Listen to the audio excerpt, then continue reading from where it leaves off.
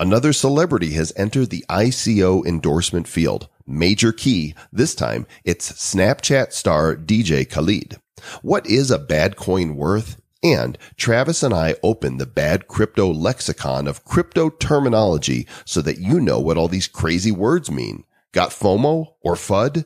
No worries. We're going to sort it out for you as we're mooning our way to Lambos on episode number 32 of the Bad Crypto Podcast. 5, 4, 3, 2, 1, 2, ignition. Who's bad?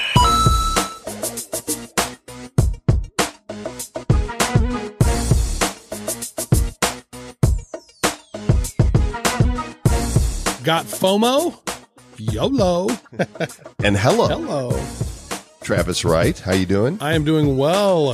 It is a magical day in Crypto Land. How are you? Is that an actual place? I want to go to Crypto Land. Crypto Land. Yeah, it's actually the new Disney area. That is Travis Wright, author, speaker, and co-host of this show. And I am the other of the host, Joel Comm, and glad to be here. Thanks for listening. And thank you to all of you that are participating in Bad Cryptober. How fun is this? This is, they're going like hotcakes, Mr. Joel Comm. It's like hotcakes. I don't know, hotcakes a thing still. With butter and hot syrup. And of course, if you want to play and share your, what's the word I'm looking for? I was going to say love of awesomeness. Yeah. You pick the words, whatever, fill in the blank there. If you want to share the Bad Crypto Podcast and get some free BADCOIN, go to badco.in/badcryptober, or just look for the link on our Facebook page and you can join the fun, tell the world. And at the end of the month, not only will many people have received up to 1 million BADCOINs, but one person is going to walk away in the random drawing with 25 million BADCOINs. How's that? Oh my gosh, Mr. Joel Comm, that is so amazing. It's going to be so wonderful. It's actually really cool. There's a bunch of people who are doing it. And what was funny is there were people already starting to jump on it, like while we were setting it up before last episode, which was pretty funny. So I had to send out a tweet to get people going, and they were waiting, and they were like, where is it? And they were looking. And so people were jumping on board before they had even heard that it was a thing. And, so get your activities in, you get them all set up, you'll earn up to 1 million. And, then one lucky person will, have more BADCOIN than anyone else aside for Mr. Joel Comm and Mr. Travis Wright. Thanks for making Bad Crypto Podcast such a huge success. We owe it to you guys, and many of you write us with questions or you call us. And why don't we go ahead and go to the mailbag? Bad Crypto Inbox. You got mail. David Brody asked via email, just a quick question. The value of BADCOIN to BTS BitShares is crazy volatile, but as of now, it says my BADCOIN is worth 7,500 BTS. Can you guys explain how that works? Yes, we can.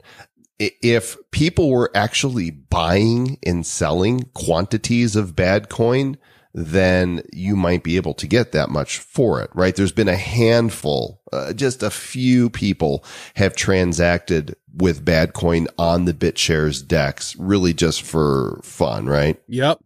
And then so I think what's happened a couple of times is like there's been a transaction that has occurred where somebody bought one BADCOIN for one BTS, which basically changed the price of it.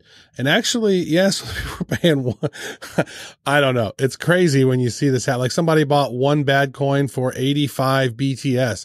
And so that's what happened was then if you have 50,000 of them or you have 20,000 or whatever the number is, it will look like that you have a substantial amount of BTS because we are actually tied to BitShares with our BADCOIN.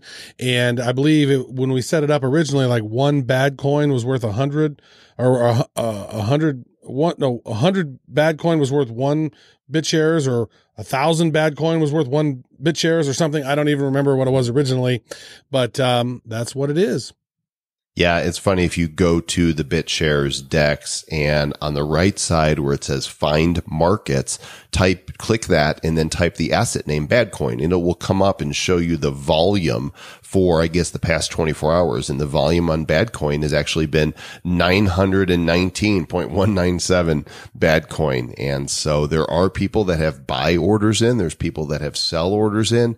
I think it's, it's a fun way to kind of trade and learn how to trade cryptocurrency without having any real money involved. And, by real money, I mean more than $1, right? If you're trading in mass quantities. But who knows? One day it might be worth something and you might be able to get 7,500 BTS for your BADCOIN, but now not so much. That is true. And if you check the show notes, you can go to cryptofresh.com and you could see the number of BADCOINs that are in circulation and how many people are currently hodling or attempting to buy or sell.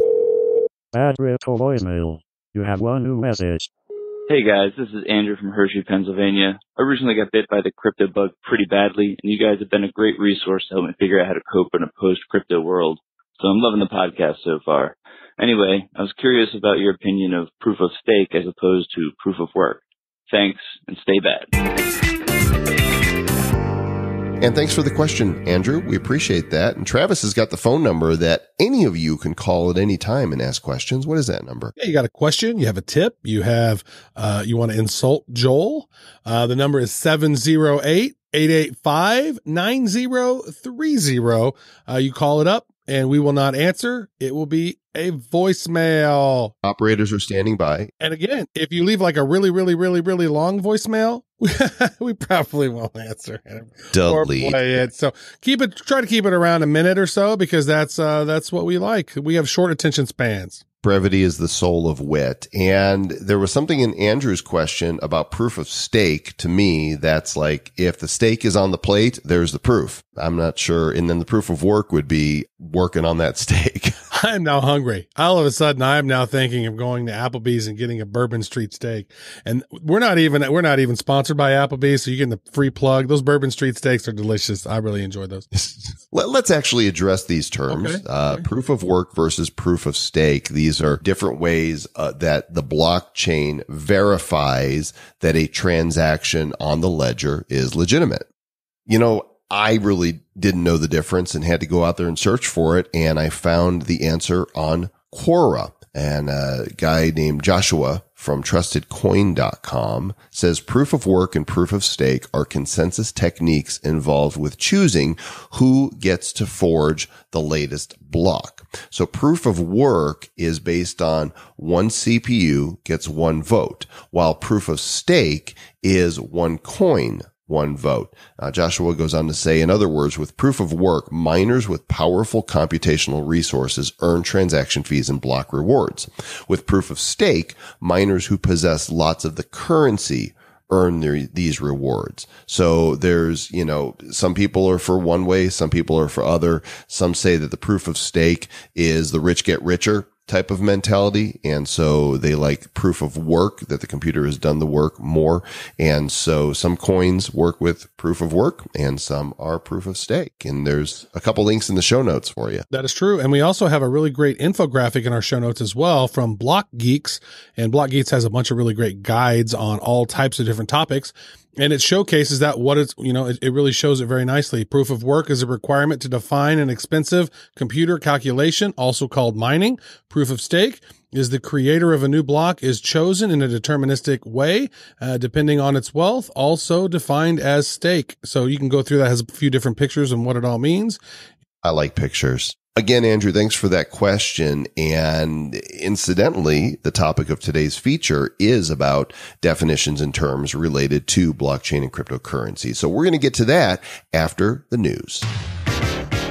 And this story on FEE.org, which is the Foundation for Economic Education, in which the head of the IMF, which is the International Monetary Fund, actually the managing director of the IMF, foresees the end of banking and the triumph of cryptocurrency. That's a really positive statement coming from a bigwig in the money leagues, isn't it? Yeah, Christine Lagarde. She has held her position at the IMF since 2011. 11. She says that the only substantial problems with the existing cryptocurrency are definitely fixable over time. And so this is what she said in her paper. She says, let us start with virtual currencies. To be clear, this is not about digital payments in existing currencies like PayPal and other stuff.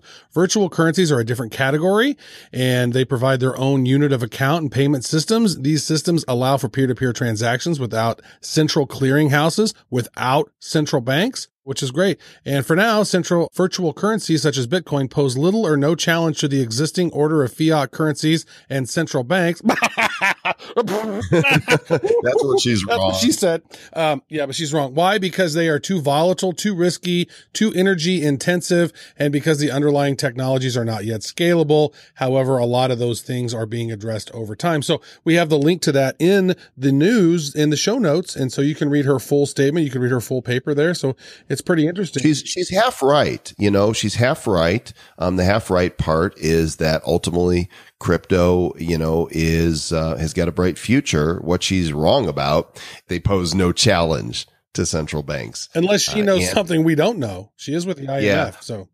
Well, I don't see a problem with countries and governments saying, hey, scammy ICOs got to go. We need to vet this to help protect our citizens. I mean, I understand that some people are opposed to that, but I would rather them do that, like what China did. Now China, as we talked about in our last episode, is starting to put regulation in place that will open the doors for more legitimate cryptocurrency. I'd rather see them do that than try to bring the hammer down, just shut it all off. Makes sense. Makes sense to me. So yeah, I think that over time, a lot of these banks are already sort of working with Ripple, and they're working with Stellar, and some of them are creating their own cryptocurrency, right? We had a few episodes ago, we were talking about Japan creating the J-Coin and a consortium of banks over there working together to create their own crypto. And so pretty fascinating to see how it all goes, and pretty interesting when a director of the IMF starts talking about it all. So yeah, in fact, when you start looking at the market cap for different types of currencies, in fact, I think you posted this picture or a similar one onto our Facebook page. Check out this data. The world's cryptocurrency market cap is now bigger than PayPal, Expedia, Zillow, and Twitter combined. This on marketwatch.com just recently. Yeah. Pretty interesting, huh? So yeah, it's larger. If you take a look at that whole thing. So obviously not bigger than Facebook yet, because and what is the actual value of crypto as we are recording this show right now? It says in that particular graphic that it was 148 billion is what it is right now.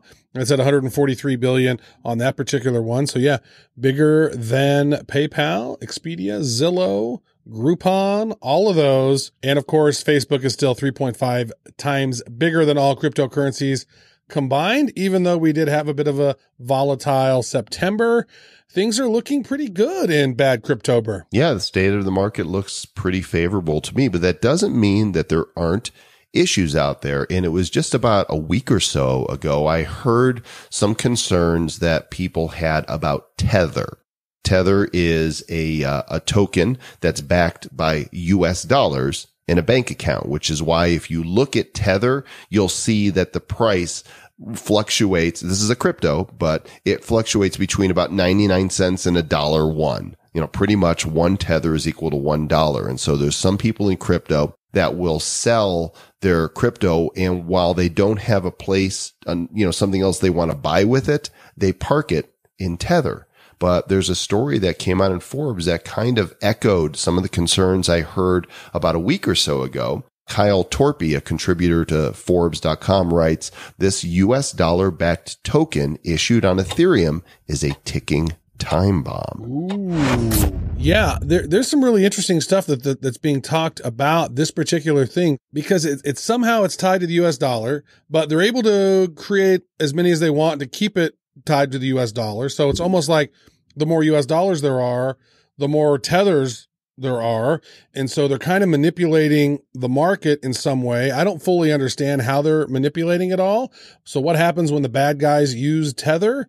There's some interesting things that are happening on that. So yeah, they're saying that they could potentially use this to attempt to manipulate the price of some of these cryptos. And so I don't know. Yeah. Pretty weird. And that's just one thing. The thing that I heard about last week, and I wish I could remember who I heard it from. And so I can neither confirm or deny that this information is accurate. But what I believe is that one of the exchanges, it may be Bittrex. I could be wrong. Somebody, maybe a bad cryptite can go do some research and post on our page about this. But one of the exchanges is the creator of Tether. And if that exchange, basically that has stake in Tether, wanted to manipulate or something happened to that particular exchange, then it could throw the whole crypto market into turmoil. So, it's a red flag. That's all. I don't know if it's a false red flag or not, but it's a flag. And, we try to bring you everything that crosses our desk that we find interesting. And if it turns out we don't know what we're talking about, hello, it's the Bad Crypto Podcast. No, they're all going to laugh at you. That won't be the first time, and it certainly won't be the last time.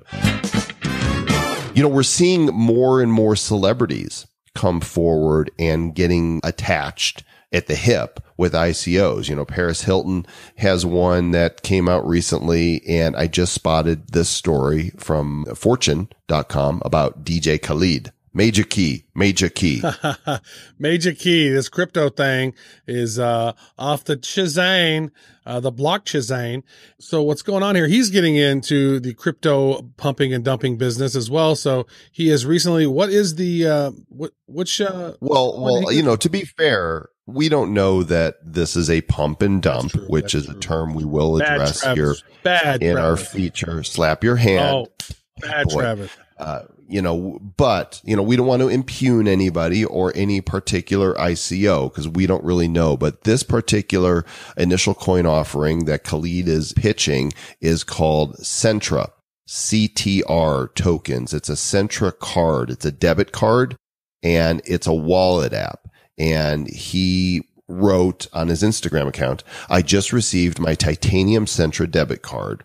The Centra card and Centra wallet app is the ultimate winner in cryptocurrency debit cards powered by CTR tokens." So, he's got his hand in some tokens there, and that's fine. There's nothing wrong with that. I think it's very clear that he's got his hand in the token well. And we've covered, not too long ago, we talked about some of the various cards. It's in the episode called Cash, Charge, or Crypto, where we talked about crypto debit cards like Token Card and 10X. So this is another one that has just entered the fray. Yeah. And one of the things that with some of these celebrities who are talking about it and they're making they're promoting these coins, they should say sponsored or ad or something on there. I mean, whenever we do something with an ICO, we want to make sure that we always let people know we're all about transparency. And to me, there's no transparency with this. This seems like, what's going on with this? Is he getting paid for this? If so, yeah, actually, he can get in trouble for this because his Instagram post, which I think we can go ahead and embed into the show notes, he's got a bunch of hashtags: crypto, Billy, Bitcoin, Ethereum, and digital currency. But I don't know that this is compliant with it. Is it the FEC to be able to, one of the ECs? FCC. Thank you. Too many initials, Yeah, FCC one of them. Or the SEC. Yeah, me, OPP. But there's no hashtag for ad, promoted, or sponsored. Good catch there. That's not good. You can get in trouble for that. So anyway, there's more celebrities getting in on this, joining, Floyd Mayweather, who has been in on a couple, and I'm sure we will see many more to come. And with that, let's jump into the lexicon, the dictionary, if you will, of crypto terms in today's feature segment.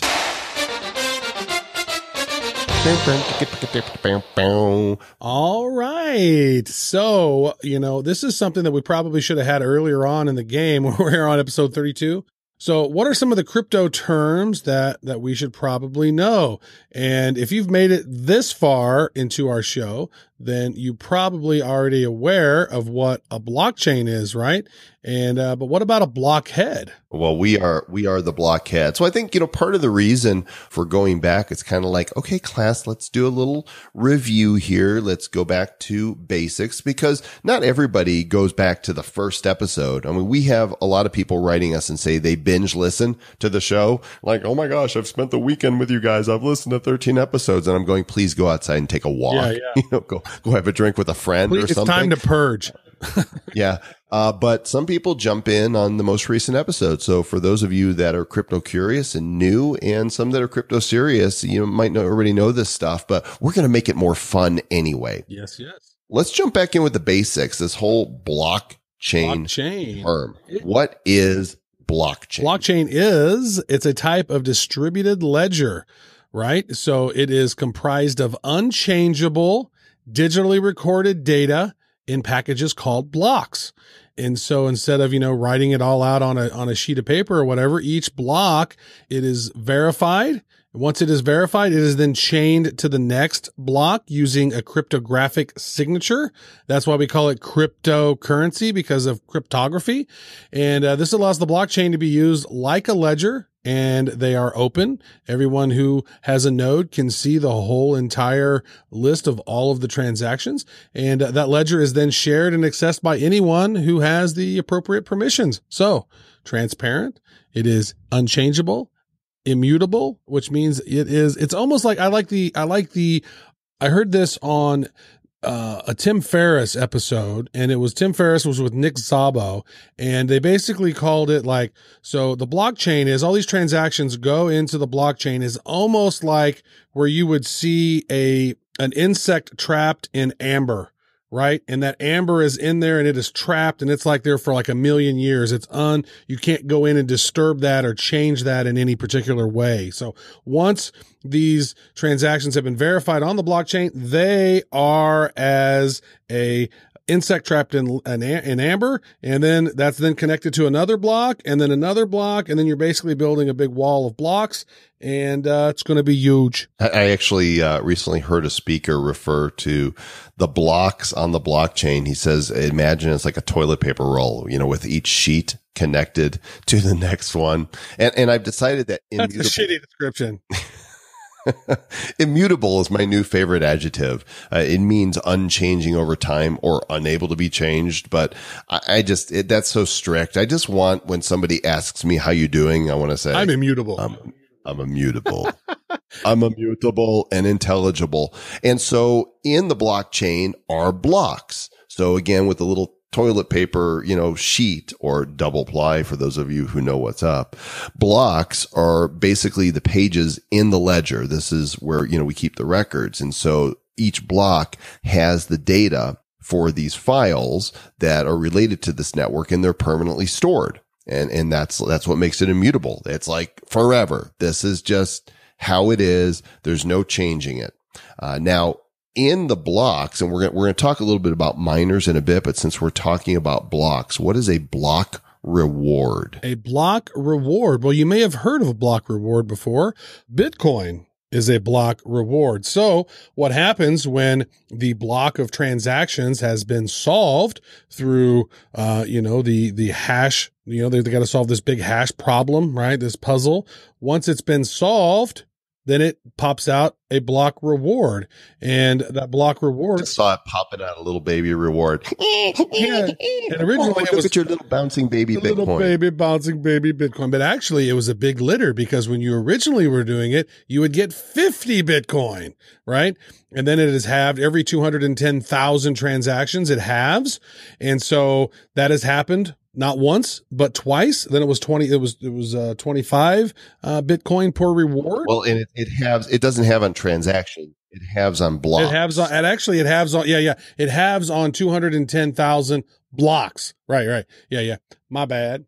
This is the Bad Crypto Podcast, folks. Welcome. Exactly. So, the rewards are basically, that's how the miners mine. That's what mining is. And, let's just go ahead and jump right ahead to that so everybody understands that mining is the word that we use for solving these complex mathematical problems on the blockchain. The miner has a computer or a bank of computers that are plugging away and solving these complex mathematical problems, which are called hashes, right? That is true. Not to be confused with corned beef hash or hash browns, which are unnecessary morning carbs that you should try to avoid. Now I'm hungry.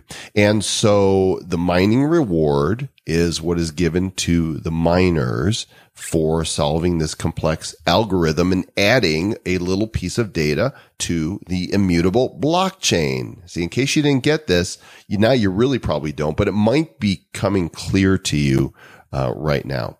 And so, as we talk about mining and the mining rewards, you have to have a rig to do this, right? Remember a while ago, I was going to say years ago, because that's how long it feels like we've been doing this. But, about a month and a half ago, I tried mining with my very powerful PC and it ate up every bit. Mm-hmm. You're trying to mine Ethereum, correct? I was trying to mine Ethereum, and I did. Have you tried to mine Monero or anything other than Ethereum? No, I haven't. And if we could certainly play around with that and try. Maybe we should try mining a few different coins and seeing, are you able to do any of them on a machine that you're using, or does it hog every resource? Yeah, maybe. But that's a node. Your mining rig, your computer is a node, which is basically a computer that is on the network that it's mining. Mm-hmm. It's not a code in your node. Yep. And then a full node is a node that fully enforces all of the rules of the blockchain. So it's sort of like a governing node. And then a regular node is just any computer that is connected to that particular blockchain network. Now, if you're mining Bitcoin, you're on that node. If Ethereum, you're on that blockchain network, right? You're a node on that network. So depending on which blockchain you're on, that will determine if you receive any reward or not. Now, if you're trying to mine Bitcoin today, that's going to be a big, big challenge because you're going up against people who have whole warehouses full of ASIC and GPUs out the wazoo. In China. Yeah. And so, yeah. Really hard to mine Bitcoin. However, angina is like something in your heart. That's how it always sounds. Angina. That's what it sounds like it says to me. You're giving me angina. That's that East Coast accent to my Midwestern ears. Gina. And these computers are processing these hashes at a hash rate. And the hash rate is the speed at which a block is discovered, the rate that the math problem is solved. Because all of this is math, right? If you didn't like math in school, then forget about this part and just buy and sell whatever coin you want. But this whole system is built upon solving complex mathematical computations. And that's why we need computers to do it. And because the computers are working so hard, they're taking up both computer resources and power. So it costs money for miners to mine because you have to have the mining rigs and you have to pay your power bills. And this is why people are being rewarded with currency for doing the mining. See, it makes sense now. Excellent. It makes sense. It makes dollars. So what is this? Now, part of what makes it look really strange and foreign is the addresses that we have for these different currencies. Because they're these really, really long strings, as short as, usually about 30 characters and sometimes longer. What is that? Yeah, so those cryptocurrency addresses, that's what's used to receive and to send transactions on the network. And that address that it's got, depending on which coin you're using or mining or trading or selling or whatever, it's going to have a certain amount, a certain string of alphanumeric characters, right? So you're going to have uppercase and lowercase letters and you're going to have numbers, but you're not going to have, exclamation points or any of those symbols right there. You're not having any of those, but those characters can also be represented as a scannable QR code, which is handy because, some of those codes, are several, numbers long and you don't want to have to type those in. That would be hard to type those in. You don't. It's actually the first time that QR codes are actually usable and welcome, actually, here in America, at least. They are. we're good with them, but many wallets let you just copy and paste. And, when you're sending from one wallet to another, these alphanumerics, while they seem long and confusing, just kind of think of it as a more developed bank account number, right? You've got most likely a 9-digit number that is associated with your checking account.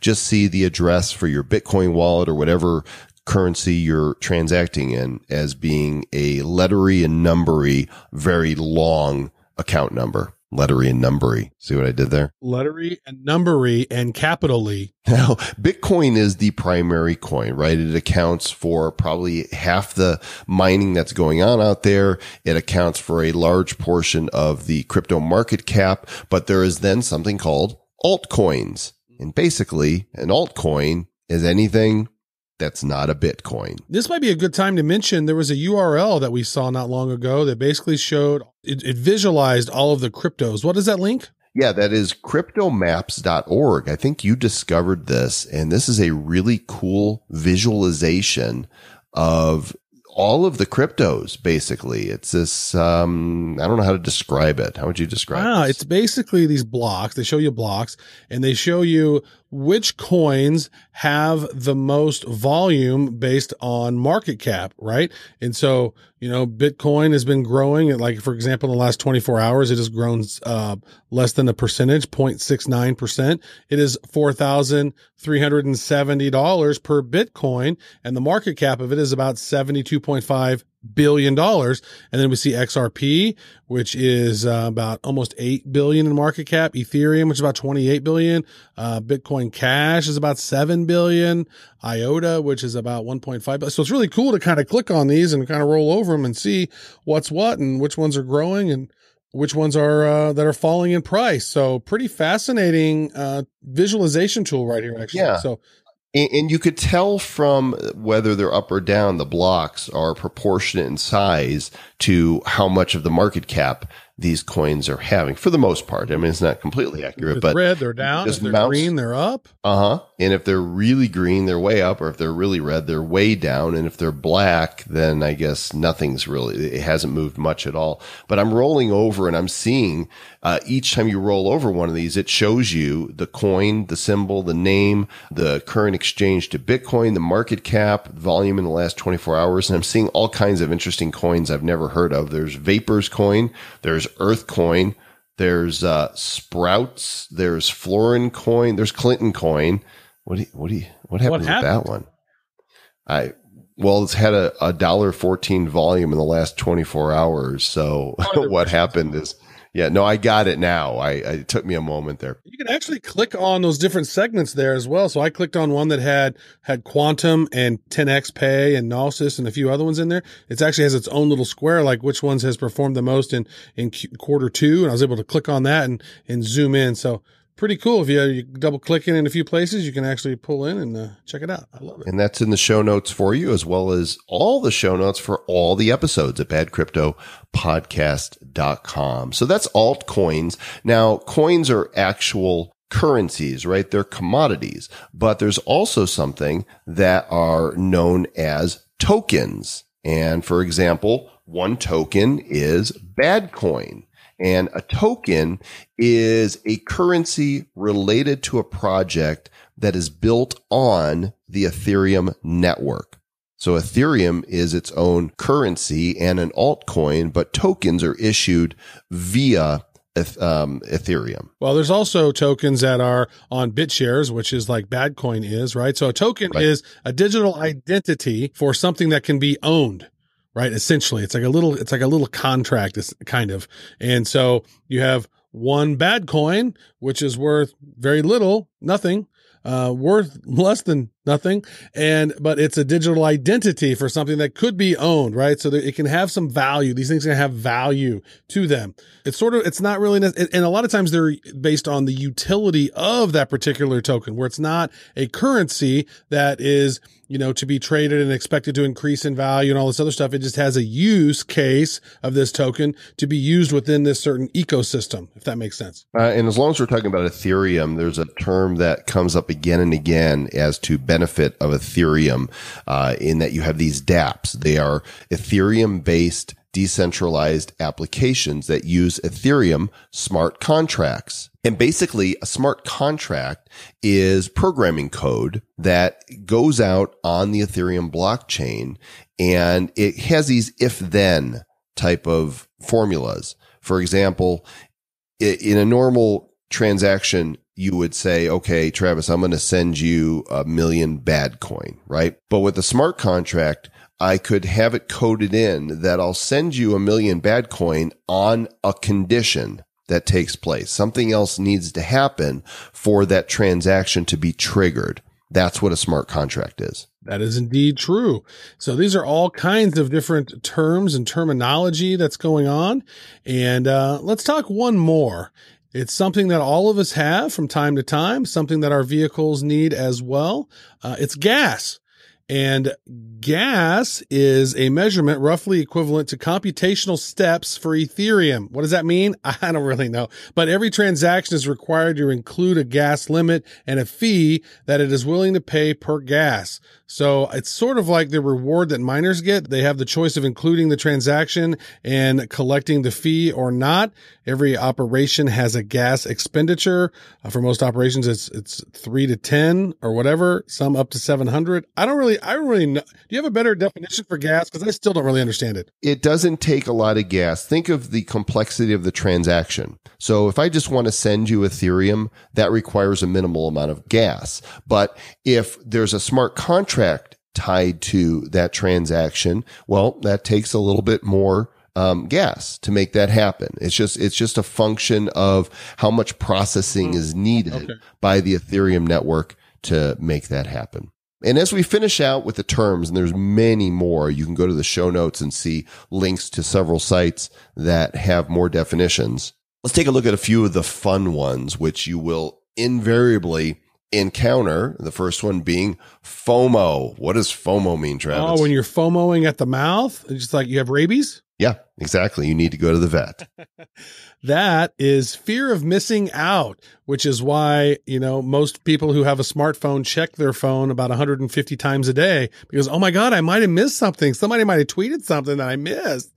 I don't want to miss out, Joel. We don't want you to miss out. And, a lot of times these coins come out and people are like, this is the next big thing. And if you don't get on this wagon, you're not going to be able to get your Lambo, which of course is referring to the Lamborghinis that we're all going to get to have when we get, to be Bitcoin billionaires, right? That's why you heard Lambos a lot. It's really just a reference to how rich people think they're going to be. And so you have sometimes legitimate currencies and tokens that are coming out. Other times, those that really don't have a strong utility or a strong team or a strong business model or real use for it. And people are still hyping it. And those are called pump and dumps, with the goal being to get people excited because they've got FOMO and they want their Lambo and it's going to go to the moon. Which, what does that mean, Travis? That means it's going sky high. It's rising as high as possible, you guys. So they pump and dump them. They pump them to get people excited. And then those that are early holders, when the price goes high, they will then dump their currency and leave those unsuspecting buyers who bought into the pump because of their FOMO, because they thought it was mooning and want their Lambo. They're left holding the bag, and now they can either hodl or they can sell for a loss. And I think we've all seen, that happen, not just in cryptocurrencies, but in stocks and really any business that, any industry, there's been something. You've seen The Wolf on Wall Street, right? That was all about pumping and dumping. Exactly. Much pumping, much dumping. And finally, the last term that we're going to address is FUD. What does that stand for? FUD. That is the character Elmer Fudd. And he was chasing Wascoey Wabbits. Squooey quip, though. Yeah, that is fear, uncertainty, and doubt. So a lot of times you'll hear, oh, they're throwing a lot of FUD out there. And that means they're trying to, make people scared about something, or they're trying to discourage people from doing certain things or purchasing certain things or, participating in certain things. So, you see a lot. If you actually watch the news, on mainstream media, most of it is FUD. Mm-hmm. Basically, people don't really know where the crypto market is going. You have people that are bullish. That means they think it's going to go to the moon and continue to become more valuable and therefore increase in value. And you have those who are bears, just like Wall Street bears that are, this is going down. It's going to plummet. It's going to go to zero, which, by the way, could happen. You know, we're not financial advisors, in case you never heard that before, and we're going to repeat that enough times to make sure everybody knows that you need to go do your own due diligence. You need to consult with your own professional financial advisors, and you never should buy any investment at all that you cannot afford to lose completely. That is true, because then you lose and you're a loser. Wait, if I've made a bad investment, it makes me a loser? You're a loser. You're fired. That's horrible. Well, guess what? Y'all are not fired. In fact, you're all hired. Participate in Bad Cryptober. Go to badco.in/Bad Cryptober and find out how you can get us to throw hundreds of thousands, 1 million BADCOIN at you, which you can hodl, which again, some say is a typo. Somebody typed in that they were holding and they typoed and it came out hodl, and it's become a thing. And from that thing, we have then determined that it could also mean hold on for dear life when your crypto is down. So do whatever you want with your BADCOIN, hodl it, wave it in front of your neighbors' faces and say, look at my BADCOIN, look at my BADCOIN. Oh, which by the way, we're looking into that, right? We're looking into what? Getting a physical BADCOIN. Oh, you were looking into it. Yes. What's going on with that? I am. I have, and you can hear them here. This is my Litecoin, and that is my Bitcoin. This is my Ethereum, and this is my Doge. They all sound the same because they're all made of the same cheap crap. They're not real coins, but they look cool. I like them, and don't judge me. So we're going to be checking that out. We'll be checking out lots of new things. We'll be checking out the top news. Again, if you want to keep up with what we're researching, go to badco.in/flip. That's all the news that we're reading. And then we find the best pieces that we want to cover and go in depth with you guys there. Again, Joel mentioned the Bad Cryptober thing going on, all kinds of ways to earn the bad coin.